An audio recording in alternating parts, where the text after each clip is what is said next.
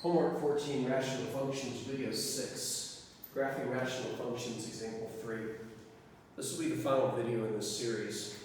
Honestly, if we had more time, I could go into a lot more depth and show you a lot more what I think are pretty cool examples, but time is not with us right now. Let's take a look at f of x equals x squared minus 1 over x squared plus 1.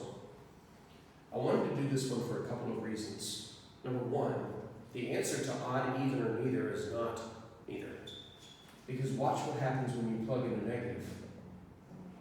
If I plug in a negative x for all the x's on both the top and the bottom, the squares cancel the negatives, leaving me x squared minus 1 on top and x squared plus 1 on the bottom.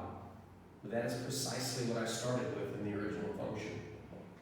Because plugging in a negative gives the same results as plugging in a positive, we can conclude that this is an even function, which means that it has y-axis symmetry.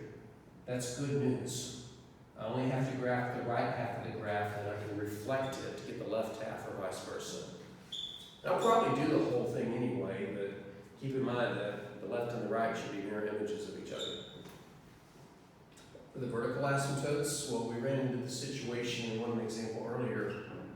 If we solve x squared plus 1 equals 0, that gives us x equals plus or minus I, but those are not real, and so the conclusion is that there are no vertical asymptotes. That means when we sketch this, it will go left to right without any breaks. Horizontal asymptote. We compare degrees, and the degrees are equal. When the degrees are equal, the horizontal asymptote is y equals the ratio of leading coefficients, but each leading coefficient is 1. So y equals 1 and 1 is just 1. For the x-intercepts, we solve the top equal to 0. So if we solve x squared minus 1 equal to 0, we get x equals plus or minus 1. So there are two x-intercepts. And for the y-intercept, we just put in 0. Well, putting in 0 on the top would give us negative 1, and putting 0 on the bottom would give us positive 1.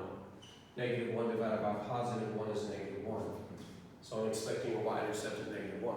So as you can see, some of these are actually pretty easy to go through because the algebra that you're doing is pretty limited. I think the hardest part about this one was the even, clearly. Maybe follow closely by the vertical asymptotes not existing. Let's sketch what we have so far and then go looking for more evidence. Okay, so what we have so far is no vertical asymptotes. We have a horizontal asymptote at y equals 1. I'll put 1 pretty high up on the y-axis because I know what this graph's going to look like. We have two x-intercepts at 1 and negative 1. So let's go to 1 and negative 1 on the x-axis. Drop a couple of points. And we have a y-intercept at negative 1. So what the heck is going on here? Remember, there are no vertical asymptotes. This will be continuous from left to right with no breaks. So I have to connect these dots and approach the horizontal asymptote. Can you kind of see what this is going to look like? No? Yes?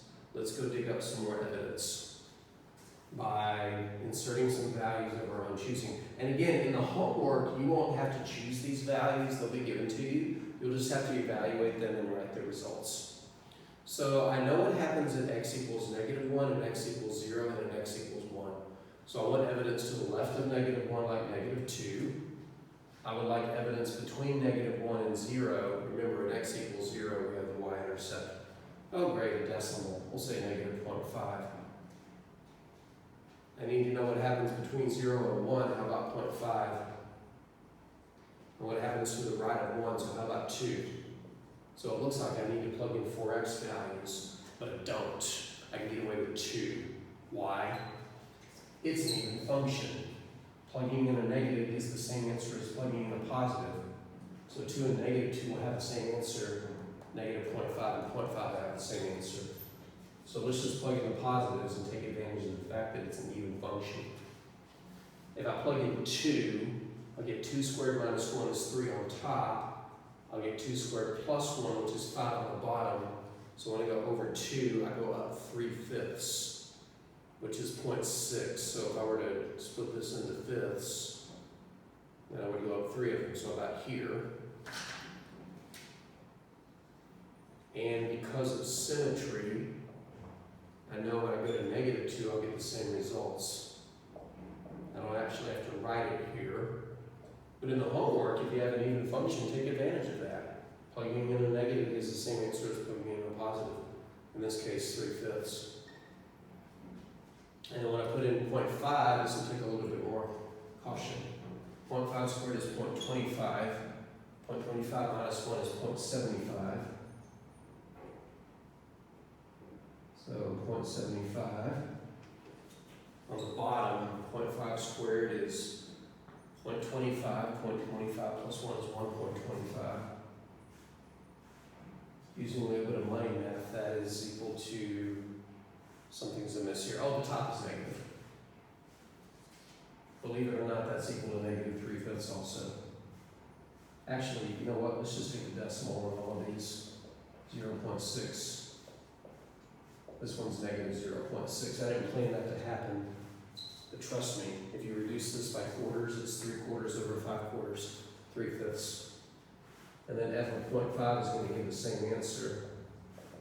So if I go down, and I feel so rushed on this, I'm sorry, that's not how I like to do this. So if I go back a half, I have to go down 3/5, and if I go to the right a half, I have to go down 3/5. This looks like an upside down bell curve. You talk about flattening the curve, you totally turn the thing upside down. If you really get into the dirty part of math, and by dirty I don't mean X-rated, I mean all the gory details. That's not technically how the bell curve is defined, let's not worry about it. So you do have one problem in your homework where there are no vertical asymptotes but a horizontal asymptote. So you should expect something similar to this. There are other variations on this thing, but I'll leave it up to you to play with it. Alright, this is the last section that's going to be on test 3. I know test 2 was just last week, but we're in wind down mode. So you can expect test 3 to be available, let's say by Thursday of this week, and it will be due by Sunday. Because here's what happens next after the test. We still have more math to see. There will be a quote-unquote final exam. However, the final exam will not be comprehensive. The final exam will only cover everything after this. I'll post details on campus.